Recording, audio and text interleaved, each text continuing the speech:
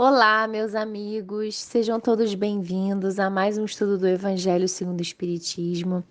Nós estamos aqui no capítulo 10, fazendo essa sequência dos vídeos falando de perdão, falando de reconciliação. O capítulo se chama Bem-aventurados os que são misericordiosos. Como eu falei nos outros vídeos, esse ato tão difícil, muitas vezes, de conseguirmos fazer, que é o ato de perdoar, esse perdão sincero, ele é complicado mesmo, porque nós vimos isso nos estudos passados, ele está ligado a vidas, existências nossas pré-existentes, que não nos lembramos e não nos lembramos do que fizemos, nem do que fizeram para nós. Então fica muito difícil perdoar, às vezes, certas pessoas, não pelo que elas estão fazendo nessa encarnação, mas porque elas fizeram em outras e nós só não nos lembramos. É aquela pessoa que eu quero perdoar, eu gostaria de querer perdoar, mas só de olhar para ela já me vem uma sensação ruim, já me vem uma raiva, uma angústia, uma discordância, um sentimento ruim de baixa vibração e não sabemos de onde vem isso, né? Pode ser realmente de outras encarnações. E aqui, nesse vídeo de hoje, nós vamos falar do item 7 e do item 8, que é o sacrifício mais agradável a Deus. O que ele vai falar nesse item? Ele é bem curtinho. O item 7 é um trecho do Evangelho, o Evangelho de Mateus, e o item 8 é o desenvolvimento. Então, ele é bem pequenininho, mas muitíssimo importante, porque ele fala do perdão sincero. A gente aqui no estudo do Evangelho segundo o Espiritismo, nós falamos muito da caridade sincera. E agora nós temos também o perdão sincero. Por que tudo é sincero? Porque tudo tem que ser genuíno. O objetivo principal do Pai é nos ensinar. Então não é um capricho dele querer que seja de verdade. É porque o objetivo principal é que nós aprendamos.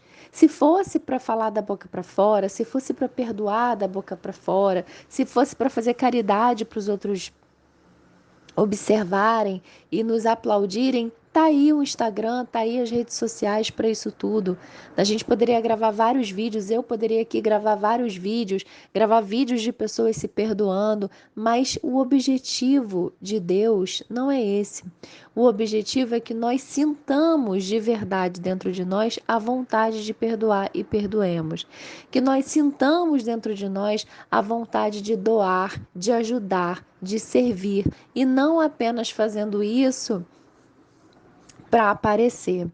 Esses dias mesmo eu estava me avaliando nessas, né, quando a gente para, né, para se observar no autoconhecimento, e aí eu me dei conta de algo que eu não gosto em mim, de um hábito que eu tenho, um hábito relacionado a pensamentos, né, que eu tenho e não gostaria de ter. E o primeiro sentimento que me veio foi assim, ai, tipo uma culpa, e depois uma raiva, e depois uma vergonha. E eu falei, Cláudia, nada disso vai ajudar. Nada disso vai ajudar, porque se você pensa dessa forma, e você já entendeu que é errado pensar assim, é porque esse pensamento talvez te acompanhe há muitas encarnações. Vai então treinando uma forma de não pensar mais desse jeito, de pensar diferente, que com o tempo essa coisa acontecerá de forma genuína. E isso vale para o perdão e para a caridade. É claro que se a gente vem de muitas encarnações sem saber o que é a caridade, sem conseguir praticar a caridade, sem conseguir praticar o perdão genuíno, nós ainda vamos fazer para parecer, nós ainda vamos fazer da boca para fora. Mas à medida que a nossa intenção é verdadeira, isso aos pouquinhos vai tomando força, isso vai crescendo dentro de nós até o momento que se torna natural. Vou dar um exemplo que não tem tanto a ver com isso de ser sincero, mas sim com a naturalidade com que acontece. Qualquer coisa que a gente aprenda, andar de bicicleta, nadar, cozinhar, dirigir, são coisas que no início nós estamos muito prestando atenção em cada etapa. E é difícil, às vezes, fazer as etapas ao mesmo tempo. Né? Então, assim, a pessoa que está aprendendo a dirigir, ela tem que aprender todos aqueles comandos ali do carro, pelo menos os comandos mais básicos, e ela ainda tem que prestar atenção no todo que está em volta, no trânsito, né? Que está em volta. E aí é muito difícil naquele início para a pessoa passar a marcha e ao mesmo tempo olhar o retrovisor e de repente conversar com quem está do lado, fazer um comentário, né? E aí é a pessoa que está passando na frente do carro e aí freia, enfim. De repente, você já está dirigindo tranquilamente, né? Já está conseguindo prestar atenção só no seu entorno porque o carro já está sob o seu domínio. Então, é o mesmo processo, né? Só que com essas coisas da moral, com essas coisas que envolvem a moral, fica um pouco mais complicado, porque não é tão fácil da gente enxergar como, por exemplo, a marcha de um carro, o volante, um retrovisor. Para enxergarmos dentro de nós, é preciso usar outras ferramentas. E é um processo, né? O processo do autoconhecimento, da reforma íntima, é um processo que é mais lento, porque ele é mais difícil justamente da gente conseguir enxergar ali o que está errado. Mas é dessa forma, né? Então nós vamos perdoando aos pouquinhos, fazendo pequenos exercícios. Primeiro eu vou fazer desse jeito, depois eu vou fazer desse outro. Daqui a pouco eu falo, né? Mas daqui a alguns anos, quem sabe daqui a alguns séculos, daqui a algumas encarnações, eu já vou estar perdoando com naturalidade, já vou estar amando com naturalidade, fazendo caridade com naturalidade. Então, entrando no tema propriamente dito, o sacrifício mais agradável a Deus, ele fala aqui, se você está com seu evangelho, você pode abrir e ler comigo.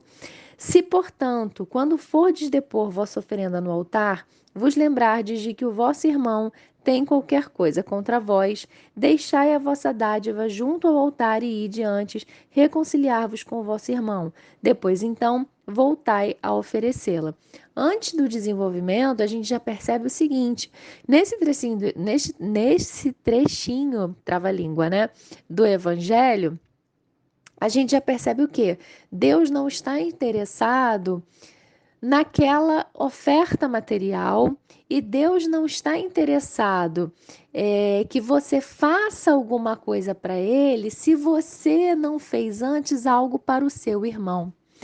E isso a gente pode entender de várias formas, né? Desde aquela pessoa que fala os sete ventos, que eu faço isso, eu faço aquilo, eu vou à missa todo domingo, eu faço trabalho voluntário, eu vou no centro espírita, eu faço e aconteço, mas dentro de casa existe ali um desafeto. Dentro de casa, essa pessoa é incapaz, às vezes, de fazer uma gentileza. Então, ele fala aqui em especial do perdão, mas nós podemos abarcar todas essas situações, esses comportamentos do que seria um bom cristão, que é ter a paciência com o próximo, esse próximo, principalmente a nossa família, que é o próximo que é mais difícil de estar próximo, né? Por causa do comportamento, por causa das diferenças, por conta dessas coisas que vêm de outras encarnações também. Às vezes são pessoas colocadas ali em situação de resgate. Né? Então, muitas vezes dentro da própria casa, no trabalho, na comunidade mais próxima, essas pessoas têm dificuldade de ser generosas, de ser fraternas, mas vão à missa, mas fazem outras coisas e são assim maravilhosas com estranhos. Ah, Cláudia, então tá errado ir à missa, tá errado ser maravilhoso com estranho? Não. Não é disso que a gente está falando.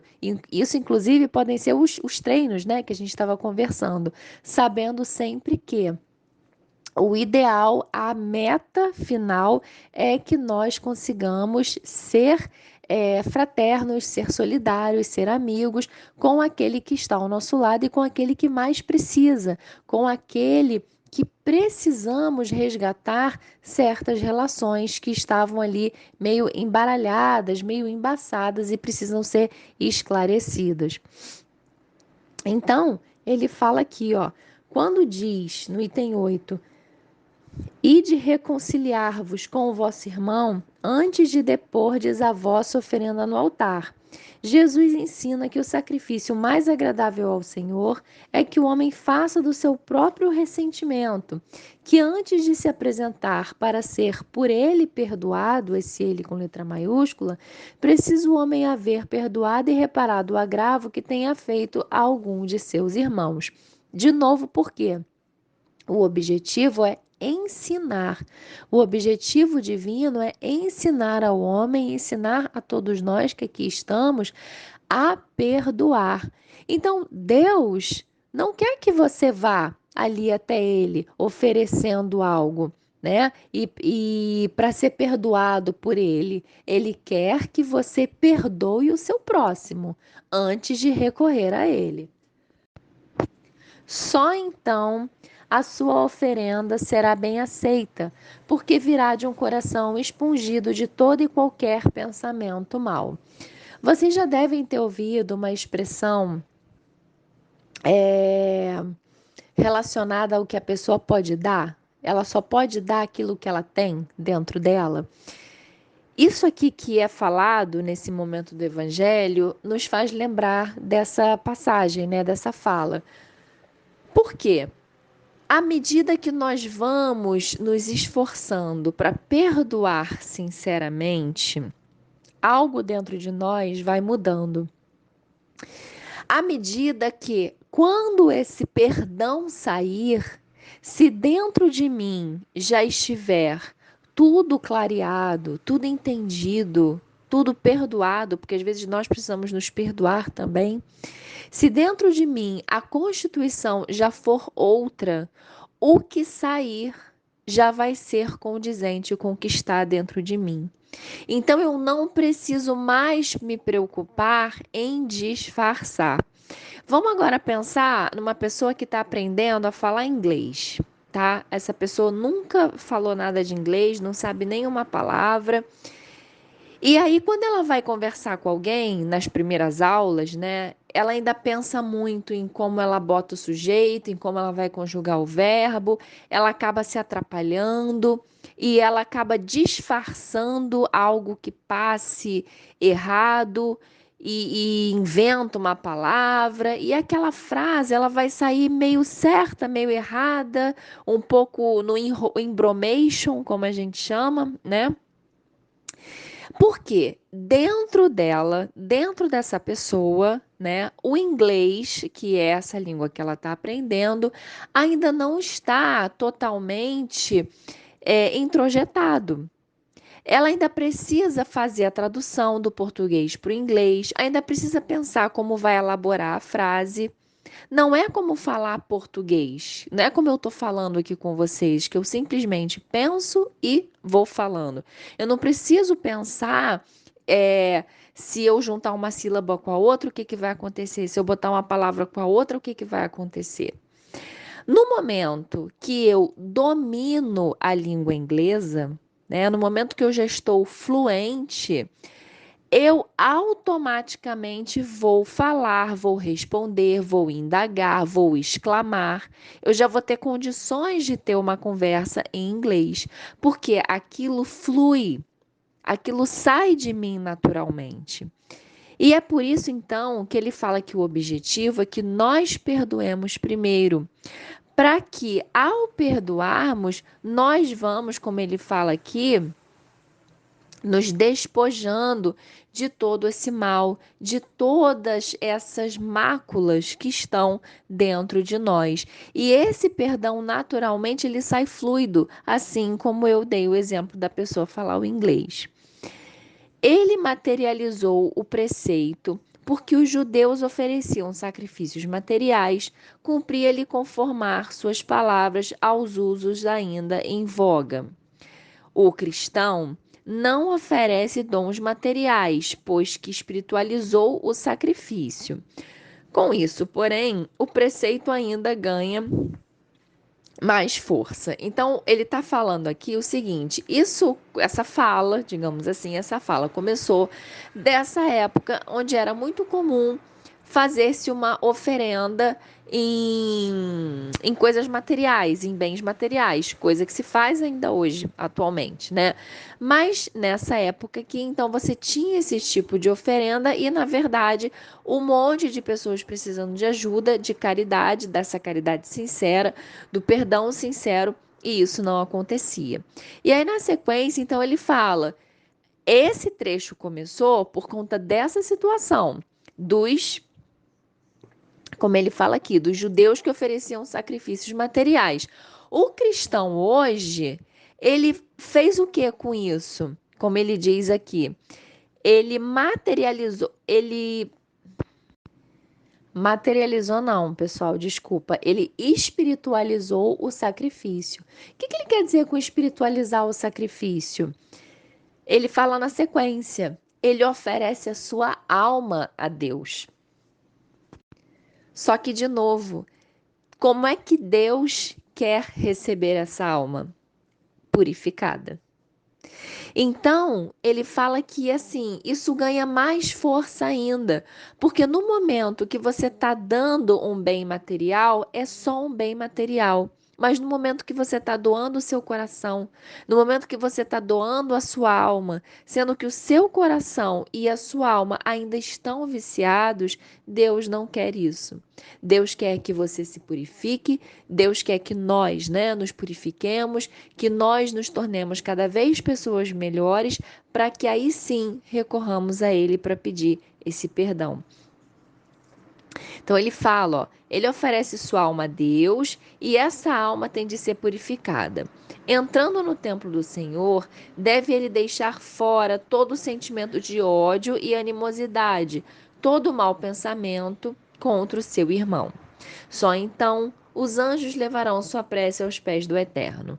Eis aí o que ensina Jesus por essas palavras: deixai a vossa oferenda junto do altar e de primeiro reconciliar-vos com o vosso irmão, se quiserdes ser agradável ao Senhor, né? Agradável no sentido de estar de acordo com os preceitos desse Senhor. Então, pessoal, esse estudo aqui, na verdade, se a gente pegar o estudo desde o início, ele vem convergindo, né, para essa questão do perdão sincero. Esse trechinho que a gente leu sobre o sacrifício ser mais agradável a Deus, ele é muito focado nessa ideia de que nós estamos fazendo, às vezes, um monte de sacrifício, né? Principalmente pessoas que se privam, às vezes, de ter um bem material, de ter um conforto, porque estão doando isso, seja para uma instituição religiosa, né? Seja para uma outra casa. Tá, é um sacrifício válido? Com certeza é. Mas qual é o sacrifício mais agradável a Deus? É a minha mudança, é a minha reforma. Então, existe às vezes uma confusão muito grande dentro desse tema, que é assim: ah, então eu vou parar de doar porque não é isso que Deus quer, ou ah, não, pessoal, é sempre o equilíbrio e sempre entender que existem muitas pessoas precisando de bens materiais, de roupa, de comida, de sapato, de brinquedo, crianças, né? De cobertor no frio. Muitas doações materiais podem ser feitas, afinal de contas, nós estamos no mundo material e nós precisamos de dinheiro, de comida, de roupa, de bens. Mas que junto com isso nós possamos prestar atenção nas outras coisas que precisam ser doadas. Atenção, amor, paz, paciência, tudo isso. Todas essas coisas, elas são formas de doações que vão nos ajudando a nos tornar pessoas melhores. Então, é mais ou menos assim, me veio agora um exemplo, quando a gente vai no aniversário de alguém, e aí fala assim, ah, não trouxe um presente para você, e a pessoa fala assim, O meu presente é você estar aqui comigo. Não tem quando a pessoa fala isso pra gente? É mais ou menos o que ele está falando aqui. Então, Deus não está interessado nesses presentes, que você dê rios de dinheiro para a igreja ou para seja qual for a instituição que você dê, né? Deus está interessado na sua melhora. É isso que ele quer. É o maior sacrifício que ele quer e é o maior, até porque também é o mais difícil, é a nossa reforma íntima, é a nossa mudança. E mais difícil a gente já sabe por quê. Você que está aí me ouvindo, se você está tentando melhorar alguma coisa, seja largar um vício, seja largar um vício moral, né? Seja largar um vício em algum alimento, em alguma coisa que você consuma, você sabe como é difícil. Porque primeiro tem que perceber, depois reconhecer que sim, aquilo está me fazendo mal e eu preciso realmente mudar. E a terceira coisa, o terceiro passo, mais difícil, mais demorado e mais doloroso, é o realmente conseguir parar de fazer e depois manter, né? Porque parar de fazer, a gente para. Seja por um tempo, seja por uma semana, seja por um ano. Mas o mais difícil é manter. Então, meus amigos, que nós possamos, a partir de agora, né? Conseguir fazer essa mudança, tentar fazer essa mudança, tentar perceber aquilo que nos incomoda, aquilo que nós queremos e podemos mudar e conseguir, através de pequenos hábitos, de pequenas mudanças ali no dia a dia, ir fazendo essa modificação maior, até que isso se torne natural. Pense em algo que é natural para você hoje. Pense em algo que você lembra da sua dificuldade no início e hoje você faz com naturalidade, você faz de forma automática. Andar, por exemplo, a gente não lembra de quando a gente era um bebezinho, mas você provavelmente já viu um bebezinho andando. Começa engatinhando, depois vai se apoiando, depois cai. Hoje em dia a gente anda na rua, a gente anda para todos os lados aí e nem se preocupa mais. Assim, a gente olha, claro, né, se preocupa com o sinal, com as coisas, mas andar para nós é uma coisa muito automática. Então pense em algo que você fazia com dificuldade e que hoje você faz sem perceber. Pense que com o perdão, com o amor, com a caridade, funcionam da mesma forma. E comece agora, tá bom, pessoal? É, eu não falei, né? Acabei de me lembrar aqui que eu não falei no início desse vídeo da importância de fazer a prece, né? Mas se você acompanha os meus vídeos, você já sabe que é assim. Se você chegou nesse vídeo pela primeira vez, eu não falei dessa vez, mas eu recomendo sim que na próxima, antes de começar o estudo, você escolha um texto da sua preferência, faça uma leitura e depois uma prece, né? Para que possa ser feita essa harmonização melhor para os estudos. E da mesma forma, agora no fim, que você faça uma prece de agradecimento. Eu agradeço sempre a Deus, agradeço a Jesus, a espiritualidade amiga e a vocês por estarem aqui comigo virtualmente. Eu espero que esse estudo tenha ajudado você, que essa leitura tenha contribuído de alguma forma e esperamos vocês nos próximos vídeos. Até lá!